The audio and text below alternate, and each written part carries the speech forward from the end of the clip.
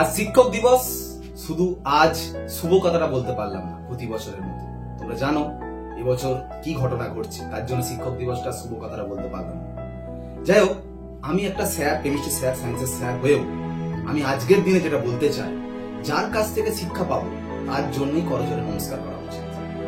তো আমি সর্বপ্রথম আমার সেই ছাত্রছাত্রীদের জন্য করজোড়ে নমস্কার করব যারা সুস্থ সমাজের পক্ষে আন্দোলন করছে, যারা এই শিক্ষিত জানোয়ারদের বিরুদ্ধে আন্দোলন করছে, তাদের জন্য করজোড়ে নমস্কার জানাই আমার সমস্ত ছাত্রছাত্রীদের।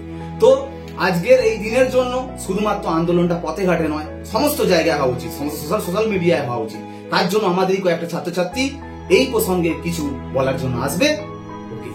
যারা নীরব তাদের বিরুদ্ধে আমি এই কবিতাটা বলছি। আমি তাদের জানাতে চাই তারাও অপরাধী।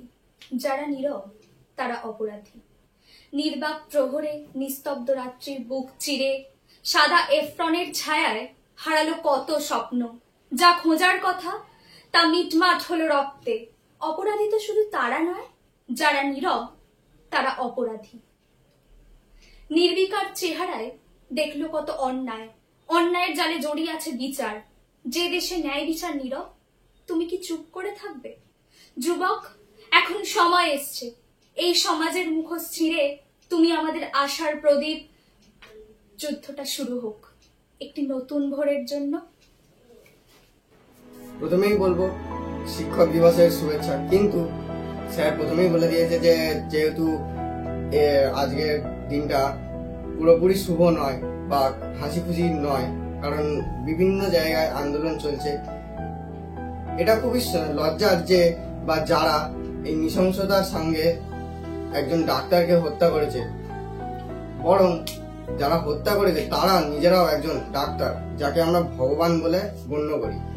এই আন্দোলন আজ অনেক দিন চলছে, সবার মনে জ্বলছে ধর্ষকদের প্রতি আগুন, সবার চোখ চেয়ে আছে সুপ্রিম কোর্টের রায়ের দিকে। এই আন্দোলন যেন ফিকে না পড়ে যায়, যেন চাপা না পড়ে যায় আমাদের এই বিভিন্ন রকম আহ্লাদ আনন্দ এইসবে। সকলকে